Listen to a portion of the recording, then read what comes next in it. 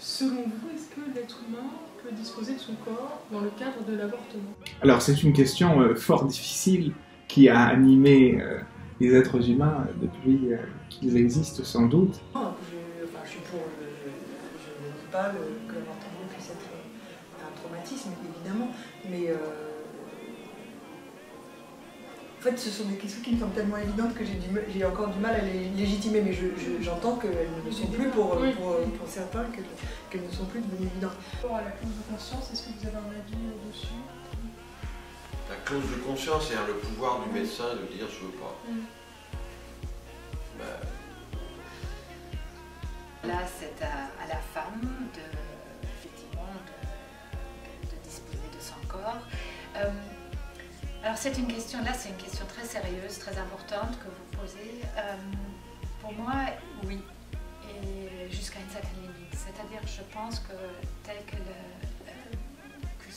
l'avortement est régi actuellement, c'est la bonne façon de faire. C'est-à-dire, il y a une période où la femme peut librement disposer de son corps et décider d'interrompre une grossesse. En revanche, il y a une limite. Et à partir de cette limite temporelle, il y a un encadrement qui fait qu'il y a aussi l'intérêt de l'enfant à naître qui doit être pris en compte. Ma position sur ce sujet a beaucoup varié, provenant d'un univers catholique plutôt traditionnel. J'ai eu tendance à penser que cela n'était pas permis et que cela ne devait pas l'être juridiquement. Et j'ai évolué, à la suite notamment de mes recherches sur les questions intersexes et transgenres, j'ai évolué en considérant que l'on ne pouvait pas imposer à une personne d'être accrochée à la vie. Évidemment qu'une femme doit disposer de son corps et de son corps, alors on va dire mais c'est pas son corps, c'est une tierce personne qui est dans son corps, qui se trouve dans son corps. Et moi je ne vois pas du tout les choses comme ça. De toutes les façons, en tant qu'homme blanc, je ne me considère pas avoir mon mot à dire sur ce point, n'ayant pas d'utérus. Donc là aussi, le travail sur les intersexes m'a aidé à considérer que ce qui compte, c'est la parole des personnes concernées, avant tout. Donc nous, on peut éventuellement avoir des avis, mais c'est leur parole qui compte. Si une loi le permet, c'est difficile que le médecin puisse dire « moi je ne l'applique pas ». Je refuse d'appliquer la loi alors que toutes les conditions de son application étaient réunies. Est-ce que cela doit devenir un droit fondamental, comme c'est devenu depuis 2014?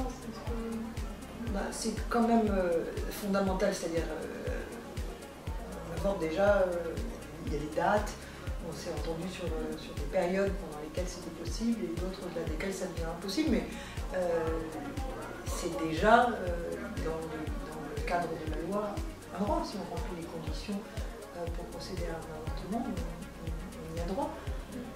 Donc ce serait quoi la plus grande fondamentalité de... C'est par rapport au remboursement, par exemple? Est-ce qu'il doit être total? Est-ce qu'il doit dépendre du nombre d'avortements?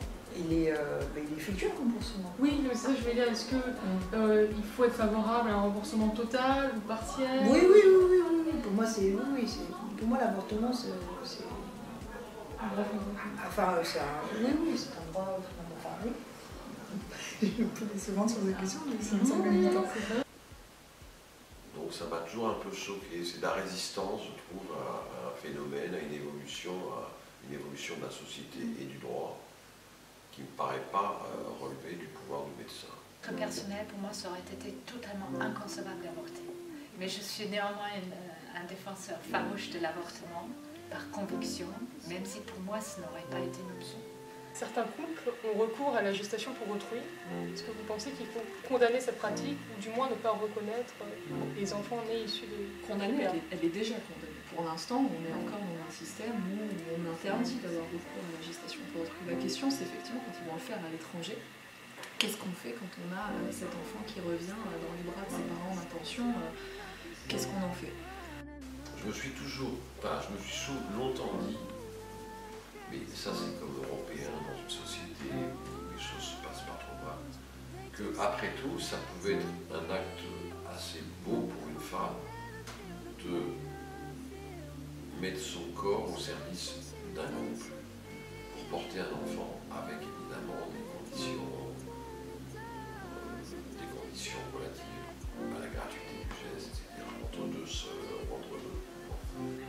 Maintenant, c'est une pratique qui est quand même à mon sens, extrêmement avilissant pour le corps humain. Vous allez chercher quelqu'un, vous allez lui demander finalement de mettre son corps à disposition. Et là, pour le coup, on parlait d'intimité, peut-être la partie pour la femme, j'entends, la plus intime qui soit, qui est l'utérus. Vous allez pas obliger cette femme, puisque bon, dans une certaine manière, on peut dire qu'elle y consent, et à donner la vie, donc à avoir cette expérience particulière, et puis à abandonner un enfant qui, par définition, n'aura plus de contact avec la mère porteuse. J'ai peur, il y a un grand risque. Il y a un grand risque financier. Il y a un grand risque que ça devienne une relation, encore une fois, guidée par et qui soit utilisée sur des jeunes femmes déjà en difficulté. Donc voilà, ça. Alors, évidemment, dans l'esprit, pourquoi pas. Quelqu'un qui rend service à un autre en lui permettant d'obtenir un enfant dans sa famille, c'est beau. Mais malheureusement, on sait un peu comment ça fonctionne et c'est souvent des services d'argent, quoi. Pour moi, c'est quelque chose qui ne devrait pas exister. En tout cas, qu'on ne devrait pas ni légaliser, ni faciliter, malheureusement, en accordant la transcription, même si le père est le père biologique. J'y serais pas défavorable a priori, mais ça supposerait, je pense, qu'on arrive à neutraliser tous les risques que peut induire une GPA, que peut emporter une GPA. Ça ne fait que satisfaire le désir d'enfant, que je respecte. Vraiment, honnêtement, je pense que c'est très dur de ne pas pouvoir avoir d'enfant. Il faut savoir le reconnaître. L'adoption, c'est pas facile. Mais, encore une fois, je pense que c'est pas une excuse pour une forme d'exploitation.